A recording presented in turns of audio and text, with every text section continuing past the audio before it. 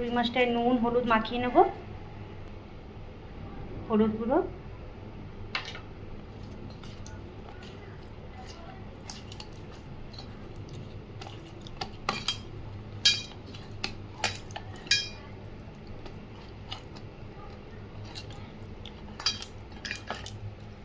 তেল গরম হয়ে গেছে, মাছগুলো ভেজে নেব।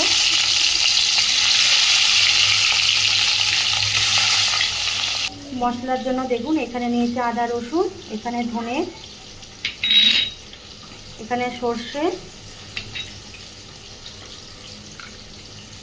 গোটা জিরে।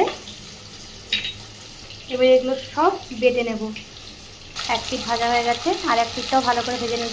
মাছগুলো ভালো করে ভাজা হয়ে গেছে, মাছগুলো এবার তুলে নেব। তেলের মধ্যে দিয়ে দেবো কালো জিরে ফোড়ন, দিয়ে দেবো পেঁয়াজ কুচি,